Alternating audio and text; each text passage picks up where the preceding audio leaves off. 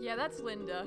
Linda is a creepy doll I received in the mail one day, and she just kind of hangs out. She likes to watch me sleep, and sometimes she leaves me little encouraging notes to help motivate me, because I kind of procrastinate on stuff. And she likes to do little haunted shenanigans, like float around, and sometimes she tries to spin her head, but she always gets dizzy. Poor Linda. I've been trying to get back into painting. I did some silly hamster pictures, a teapot, you know. I was thinking back to my great college painting courses and how we didn't have normal things for still lives. We had dolls, they weren't even haunted dolls, they were just weird dolls. And so I thought, hey, I love Linda, she's a doll, should paint her.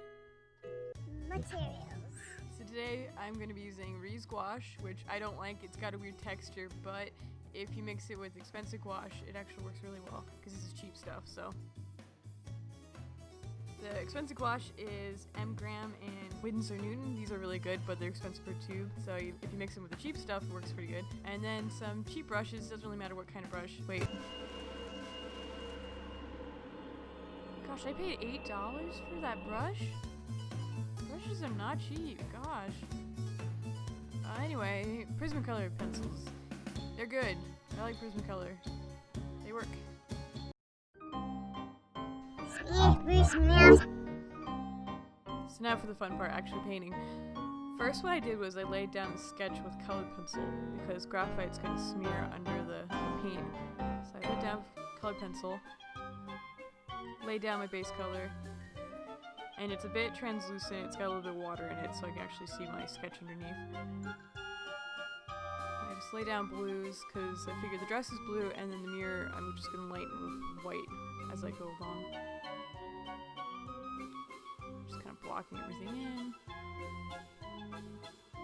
Fixing the mirror.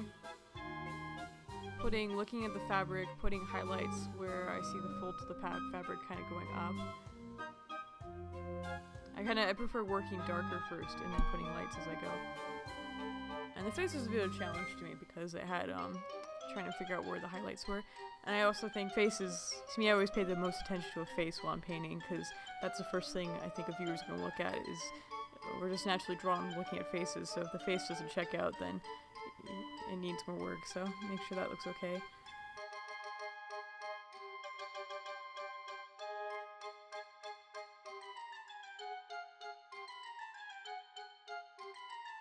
And then I use the colored pencils to add more detail, like the little flowers on the dress, and kind of add texture as well to the fabric, and darken some of the areas in the mirror. So just create more definition for the hair, make it more dramatic.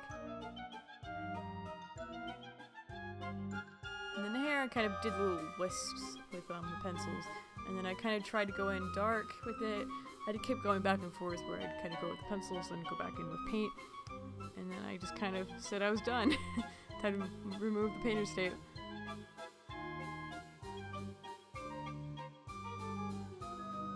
Nice clean edge.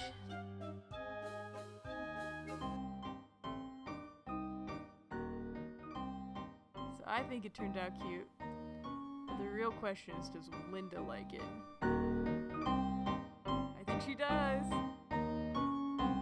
So thank you for watching this video. Linda appreciates it too.